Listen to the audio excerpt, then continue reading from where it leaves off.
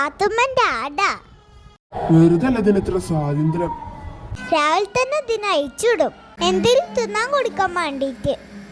ആടുകാരി പാത്തുമ്മ എന്റെ സഹോദരിയാ. അബ്ദുൽ വാരുടെ ഏറ്റവും ചെറുതാ. താമസിക്കുന്നത് അര അപ്പുറമാണ്. ചന്ദന്റെ പുറകിലാ. ഭർത്താവ് കൊച്ചുണ്ണിക്ക് കച്ചവടമാണ്. അയാൾ രാവിലെ പോയാൽ അവൾ ഇങ്ങോട്ട് കയറും. റബ്ബേ, എന്റെ ബാല്യകാല സഖിയും ശബ്ദങ്ങളും ഈ ആട് ശാപ്പിട്ടു. എന്റെ ആടെ ഘോരമായ വിമർശന ഈ തെറ്റുകൾ കേട്ടതാണ് എന്റെ ശബ്ദങ്ങൾ. അത് തിന്ന നീ എങ്ങനെ ധൈര്യപ്പെട്ടു?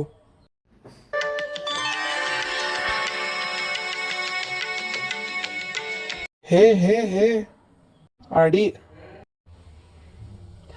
അജസുന്ദരി, ഇതിന്റെ കോപ്പി വേറെ എന്റെ വക്കലില്ല. ഇതിന് 100 രൂപയാണ്.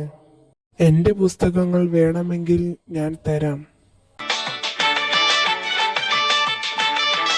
എന്റെ ആടിന് എന്തിനു കൊടുത്തോ? പിന്നെ എന്റെ ആടിനെ നോക്കാനല്ലേ ഇപ്പൊക്ക് പണി. 100 കൂട്ടം പണിയുണ്ട്. എന്നിട്ടല്ലേ എന്റെ ആട്. ഇക്ക് നിന്നെ നന്നായിട്ട് അറിയടി. ഇക്ക് നിന്റെ സഹായം വേണ്ട.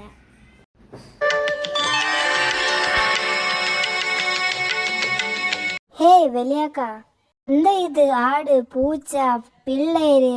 ഈ ആടിനെ വളർത്താൻ പറ്റിയ സ്ഥലം ഞാൻ ഓടിച്ചു വിടും. ഉമ്മ, ആ വടിയൊന്നും എടുത്തുകൊണ്ടേ.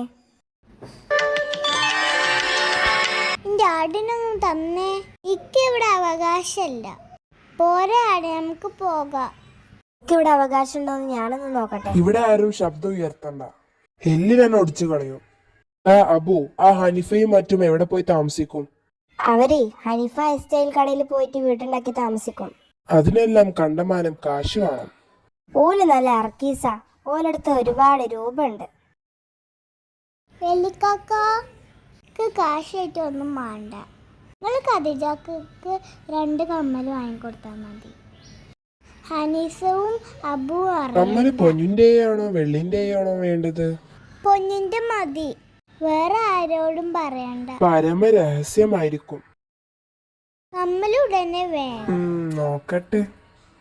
കൈജാത്തക്കൊന്നും കൊടുത്തിട്ടില്ല. അത് നിങ്ങൾക്ക് ഓർമ്മ വേണം.